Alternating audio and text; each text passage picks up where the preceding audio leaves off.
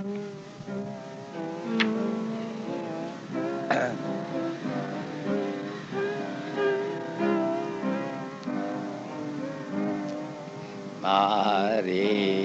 yang tertindas dosa Tuhan beri ampun. Sungguh ya beri kelepasan, percaya firman-Nya. Percaya sekarang Pak, percaya Tuhan Yesus menyelamatkan.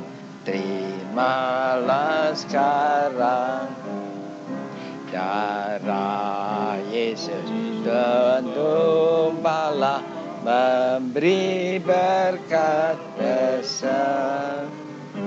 Yesus ya batalkan jangan berlimpah berkat-Nya. Percaya sekarang pada Dia, hanya percaya Tuhan Yesus menyelamatkan. Terimalah sekarang Yesus adalah jalan kebenaran dan hidup yang memimpin kebenaran dadai kerjanya. Percaya sekarang pada Dia, hanya percaya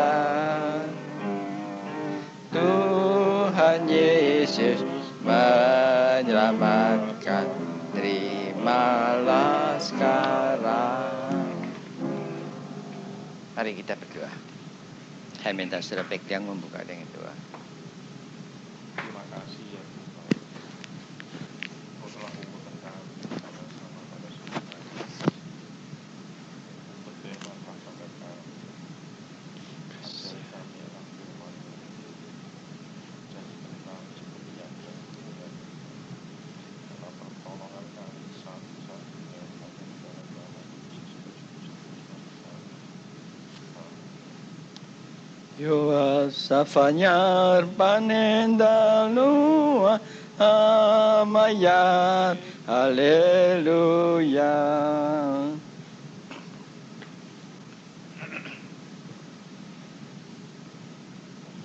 Yesaya 35 ayat 1 sampai 3. Padang gurun dan padang kering akan bergirang, padang belantara akan bersorak-sorak dan berbunga.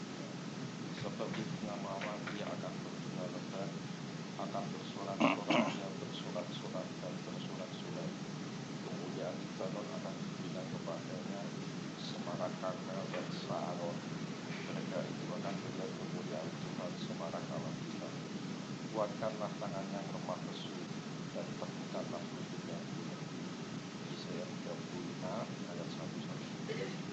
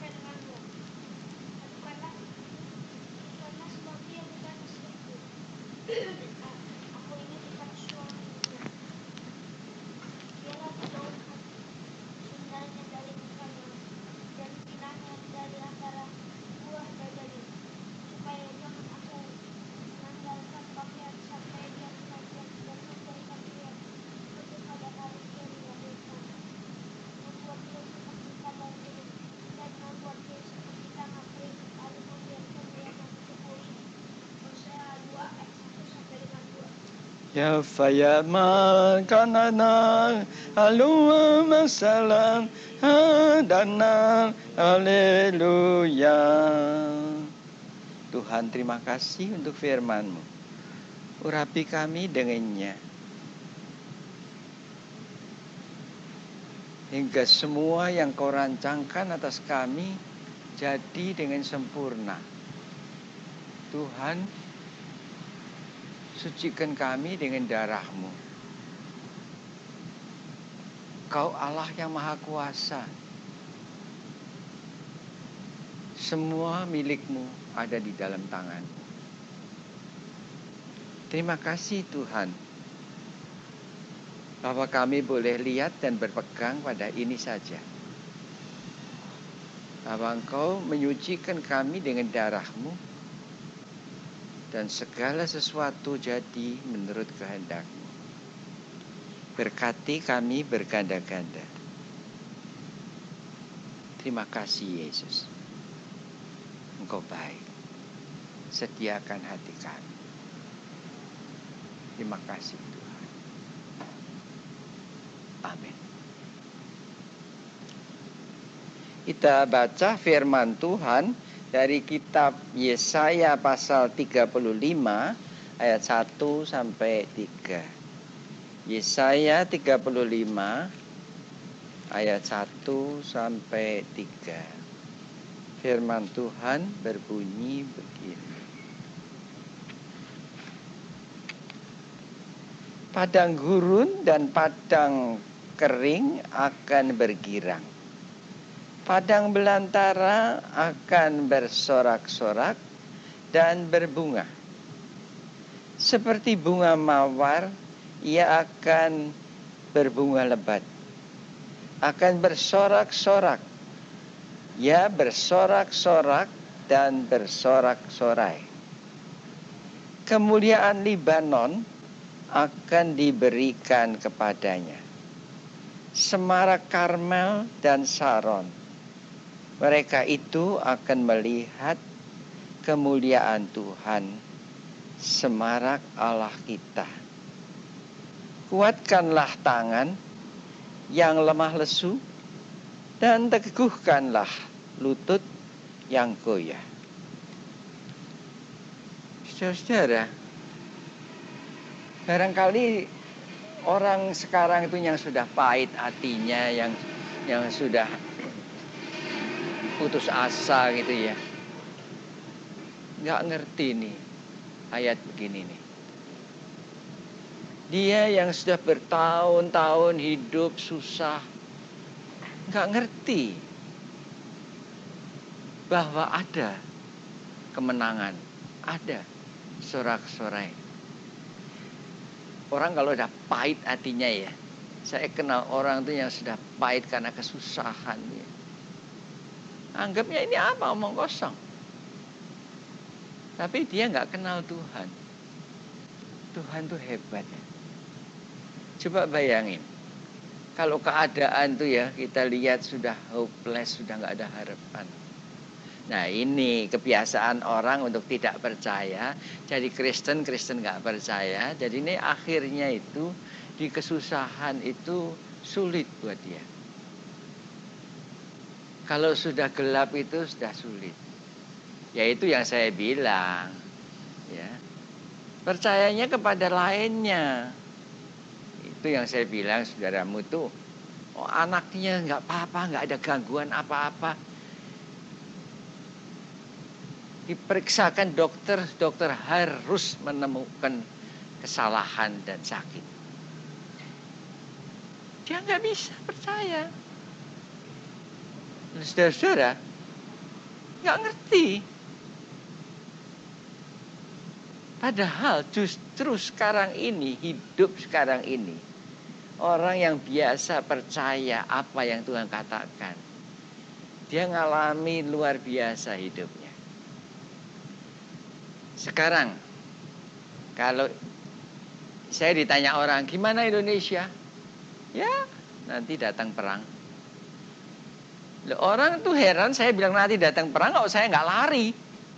Kok saya nggak siap-siap? Ya, kalau Amin Rais saja bisa sewa helikopter, kenapa saya nggak bisa? Loh, siap-siap apa? Saudara, perang boleh datang.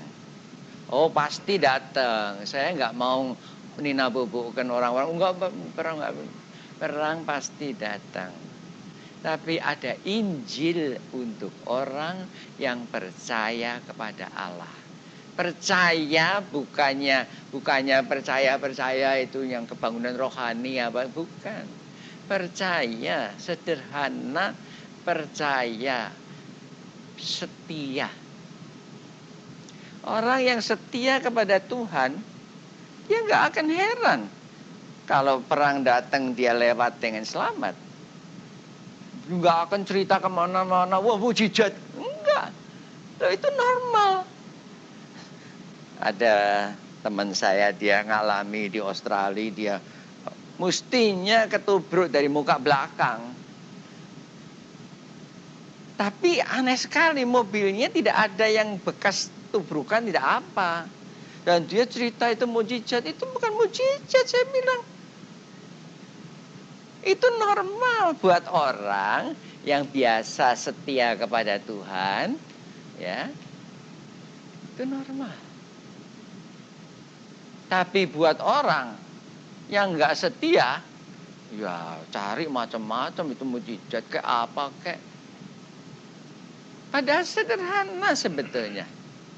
Kita ini punya Allah yang luar biasa. Allahnya yang luar biasa. Bahwa dia sayang kepada kita. Kita cuma setia aja. Nah, bagaimana Tuhan nanti menyelamatkan? Itu nggak bisa. Jawab itu Tuhan ngajarin saya ya. Untuk saban kali minta membersihkan pikiran saya. Sebab apa? Kalau pikiran kita dibersihkan, kita sudah nggak lagi pakai pikiran itu. Nah, apa yang dilakukan oleh Tuhan itu kita nggak tahu batasnya sampai di mana, apa semua yang dilakukan.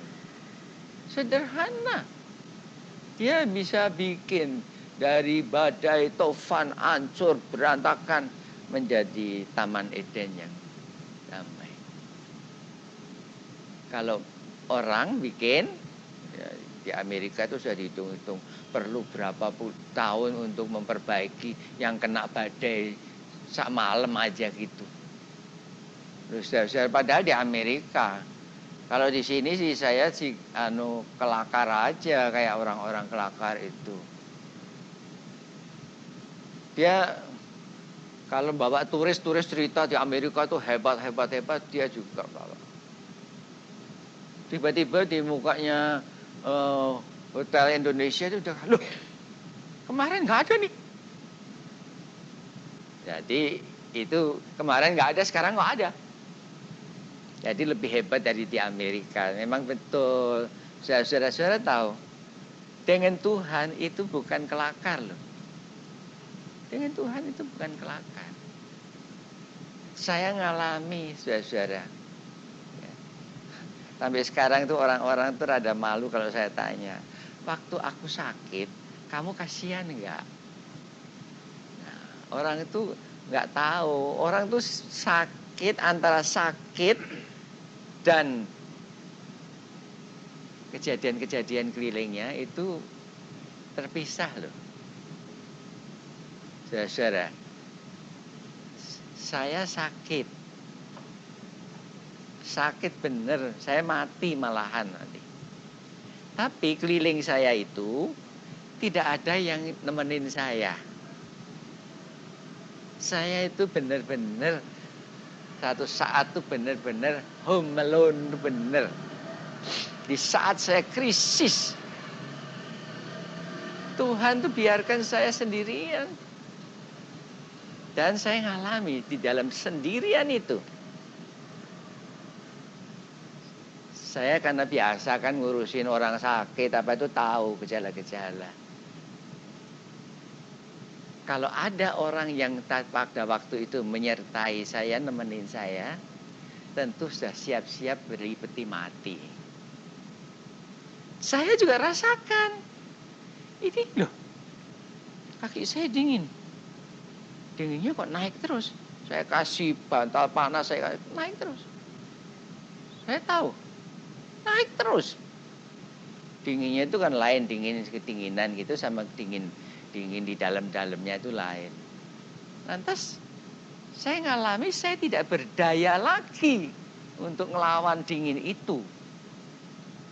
Nah, tiba-tiba saya cuma merasakan, salah saya ngomong saya cuma tidak rasakan apa-apa. Nggak tahu ada saya apa nggak tahu. Pokoknya saya tidak rasakan apa-apa. Kalau seandainya saya bisa jawab saudara telepon, Boksu rasanya gimana? Saya tidak tahu Boksu itu siapa. Jadi nggak ada. Udah, saya nggak tahu. Cuma belakangan baru saya tahu itu mati memang. Lantas ya saudara, di tengah-tengah keadaan gitu itu tiba-tiba saya merasa ada lagi kayaknya. Ada yang megang perut saya. Perut itu mulai hangat, badan saya hangat.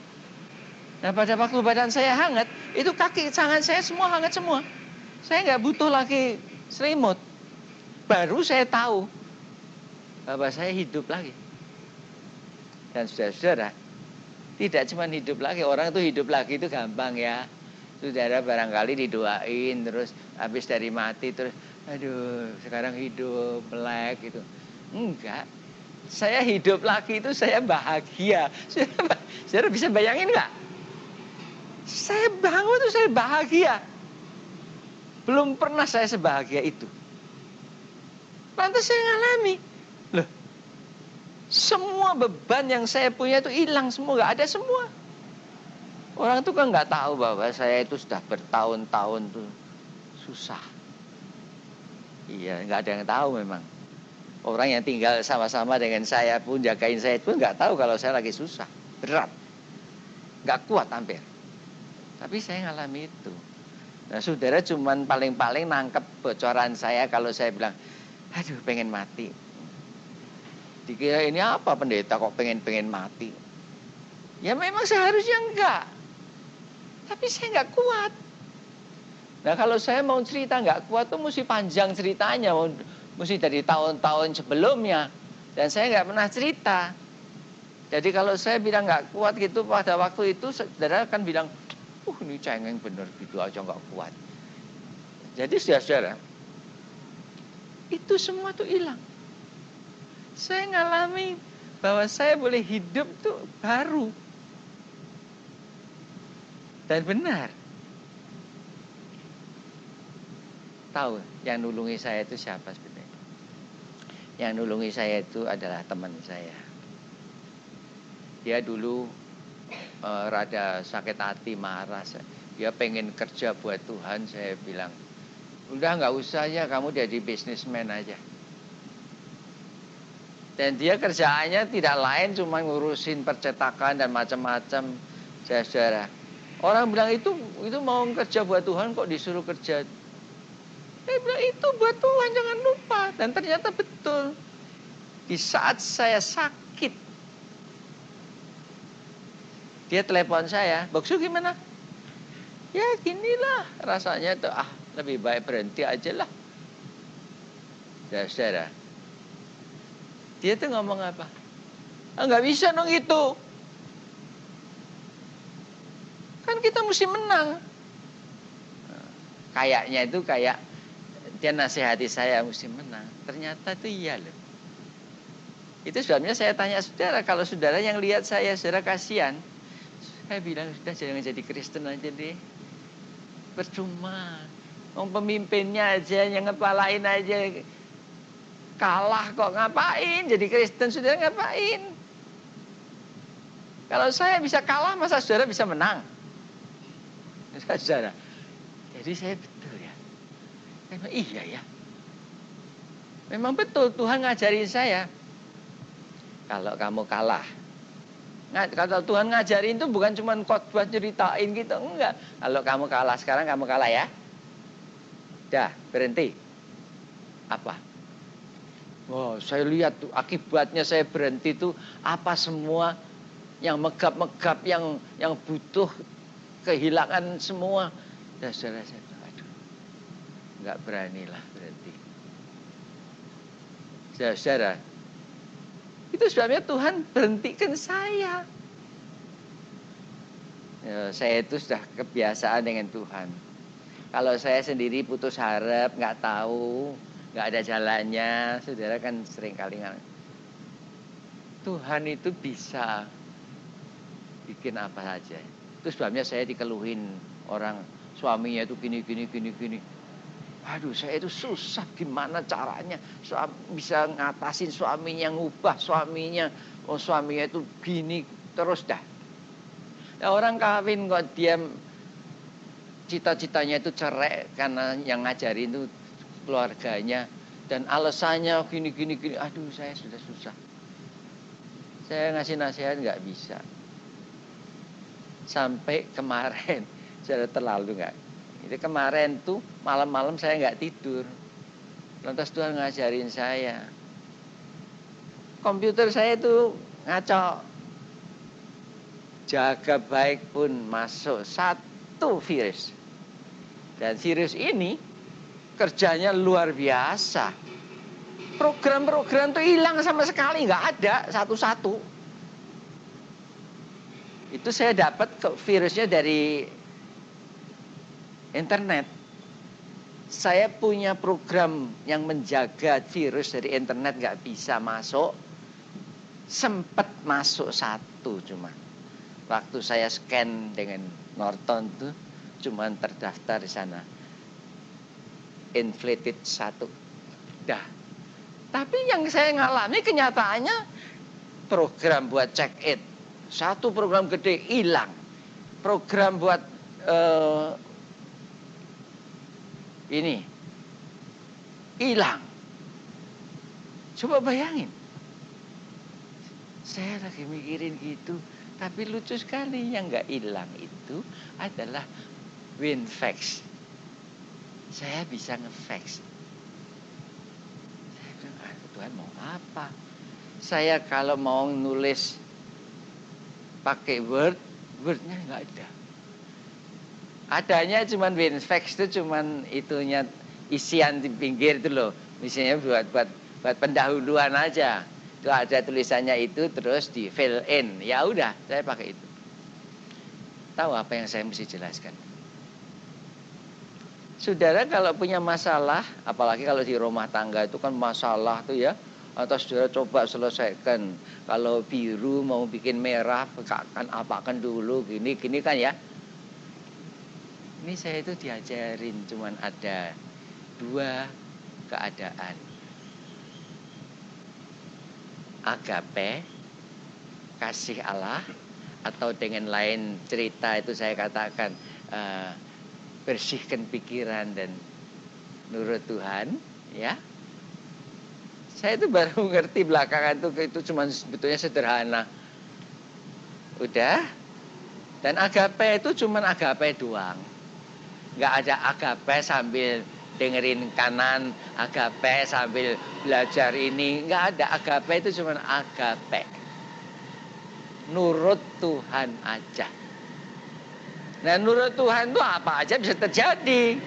Kalau di saudara nih padang pasir nurut Tuhan. Lantas Tuhan bilang Taman Eden. Sudah nggak mikir apa-apa, itu padang pasir jadi Taman Eden. Cuman gitu doang.